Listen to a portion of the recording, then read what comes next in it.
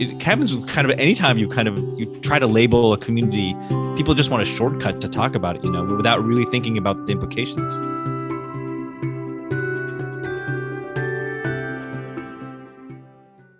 So I want to start with your essay. All of your essays were amazing, but Jeff, I want to talk to you about yours in your opener. I had a college professor my freshman year who was the most profound voice in all things Black history in the entire state of Florida. His name is Dr. Eaton. And he would start every class by saying, Black history is American history. Because there's this division that American history does not include any marginalized person, right? And so from the first opening sentence in your before essay, you asked the reader, where do we begin? Or rather, when did we begin? When you have conversations with people with respect to the major and instrumental contribution to the building of this country from the foundation up, what have you found to be the common thread or even the unwanted narrative that's being injected into that conversation? That's a powerful question. And I will tell you that we think about America frequently through the lens of the peoples that have been welcomed here, right? People use that term all the time. America is a nation of immigrants, right? And, some are children of immigrants or immigrants ourselves, but it isn't actually just a nation of immigrants. There were, first of all, people here already when other people got here. And then not all immigrants came on purpose. A lot of them were brought here involuntarily.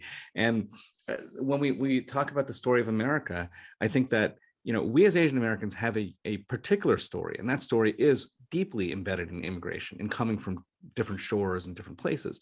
But that story doesn't even begin unless we first talk about A, indigenous populations, and B, Black people in America, African Americans who were enslaved. And when we actually look at the story of Asian migration to the United States, beginning with Chinese, Japanese, Koreans, and Indians who were brought to America, in many cases in agricultural or construction, spaces like building the railroads and so forth. The reason why America wanted immigration to begin with was because freed slaves, were costing too much, right? It was like they wanted to replace the free labor they were getting by getting cheap ass imported labor, right?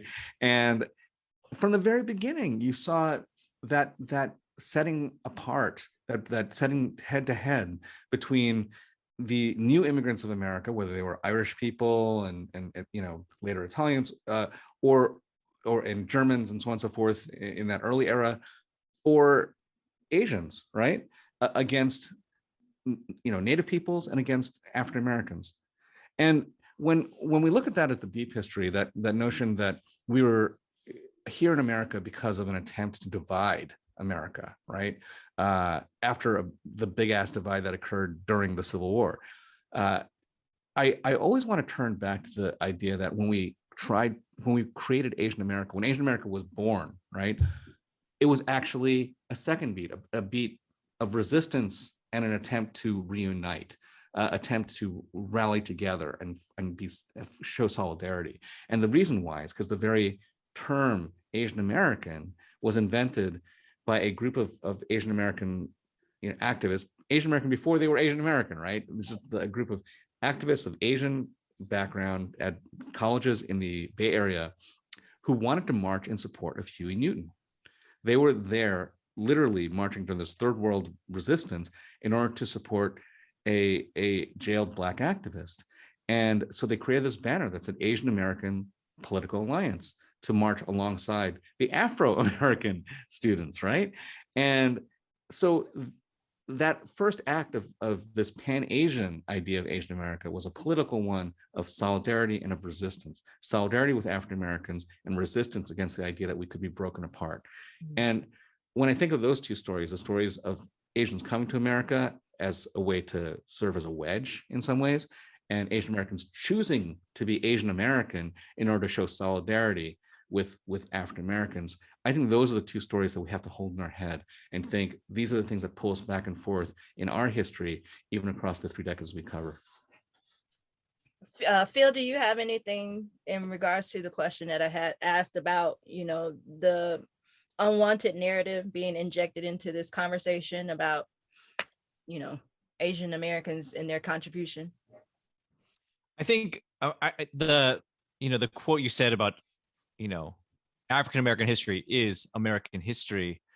It reminds me of something I read, and I don't know where I can attribute this from, but I saw it was someone who's like the difference between my history and your history is that the history of America, white history, is taught and is a requirement, whereas Asian American history, it's an elective. You know what I mean? And that's and that's how people regard our the stories of our communities. And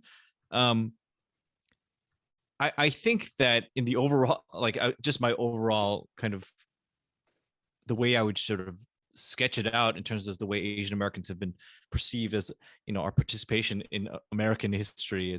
It's always as bystanders or sidelined or as props in a greater sort of grander narrative, right? Like you can see that now in our own view of, in our own grasp of Asian American history. Like, it is really shallow and kind of deficient, right? If you just ask anybody, can you name significant events in Asian American history? Like, chances are, most people are not going to come up with much. Maybe they'll talk about the incarceration of Japanese Americans during World War II, and maybe the railroads, or something like that. But, I would say that includes if you ask Asian Americans, right? We have our stories and our histories have been basically invisibilized and stolen from us because they've been rendered unimportant. And so we're made to feel like we're bystanders in our own story. Again, it's kind of why we wrote the book in a lot of ways. So like we said earlier, AAPI is coming up next month. And, we always strive for inclusion and equality in this podcast, but I was greatly affected by the essay that Jess Vu and Jeff did, among the other stuff that was there, because Conrad, really, he said, and I quote him, AAPI is just flying around in the atmosphere as an acronym, despite it being coined without discussion by those of us impacted by it. This is the story of when inclusion can turn into erasure. The Pacific Islander story isn't the Asian American story. And I really hope it opens up more poignant discussions about giving Pacific Islanders the space to celebrate who they are and not by what the United States wants them to be defined as. Was that a difficult conversation to be had, knowing that this is an issue that is mostly overlooked in AAPI? Yeah, but it was an essential one. It was actually the first one we wanted to put together, because we couldn't even come up with a title for the book until we addressed this question, right? Was this going to be a pop history of Asian Pacific Americans, or pop history, or Asian Pacific America, or Asian America, right? And what we realized early on was that conversation isn't just one that we had to have in order to make the book happen. It's one that every single Asian American organization should be having, because we do use that term, and we claim this notion of common ground without really thinking through what that means, right? Everything from the symbols, the ideas. When we talk about immigration, when we talk about other countries, we, for instance, erase the fact that Native Hawaiians aren't immigrants on their land. They were ejected from their land. Their land was stolen from them. There's this whole context in which even the nature of being Asian in Pacific spaces feels like an incursion, right? Because when you look at places like, again, Hawaii or Samoa or other places which are Pacific Islander spaces, the tourists, the settlers, the colonists of those spaces aren't just white people, it's also Asian people, right? And erasing that from the conversation, we can have solidarity while also acknowledging that there is tension, that there is a need for us to address history and even the present in which things are going unsaid and unaddressed. But we can't do it while keeping them unspoken and unaddressed, right? So we did a roundtable of Pacific Islanders in order to have that conversation early, to say, let's talk about whether or not we should be including Pacific Islanders and Pacific Islander stories and voices in this, given that there is actually this narrative arc that is almost entirely focused on a set of experiences that Asian Americans have had and Pacific Islanders mostly have not. Again, immigration, post-immigration, the challenges of model minority culture, or the context of certain kinds of shared experiences in America that in many cases just did not feel as if Pacific Islander persons had the chance to or the exposure to in quite the same way.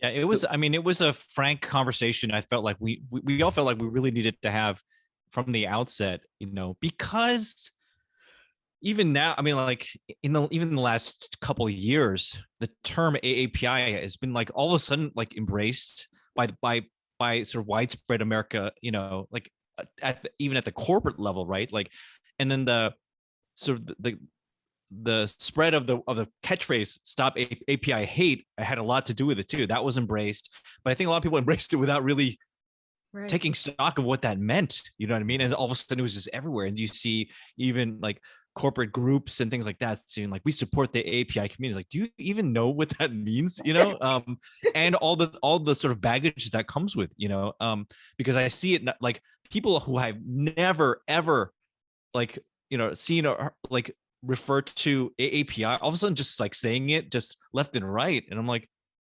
when did that happen? It was hard enough to get our own communities to really like embrace that and like and sort of dissect that or interrogate it, and all of a sudden it's just like wholesale embraced across the culture now. And then as we hurtle towards, as people hear this now in AAPI Heritage Month, I'm not sure, like, this is a good time for us to talk about this, because I don't think people will if we don't really raise that question.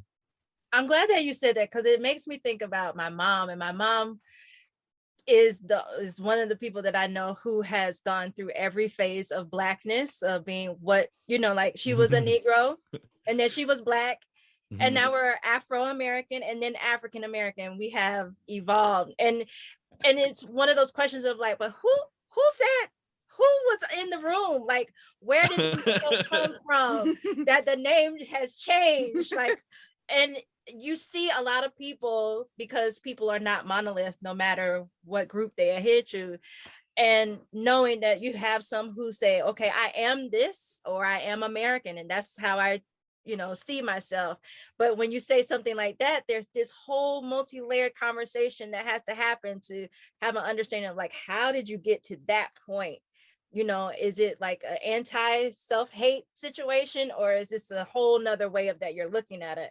And so, yeah, that conversation is one that definitely needs to be had on like, who are we? And do we want to do this together? Are we going to ride this train together? Right. That's I mean, it happened with the very term Asian American. I mean, as soon as that term was introduced, it was quickly embraced and kind of like flattened, not as a political term, but just as like a catch-all demographic term. And then everyone just kind of started using it and not really interrogating what it meant, So it happens with kind of anytime you try to label a community, people just want a shortcut to talk about it, without really thinking about the implications.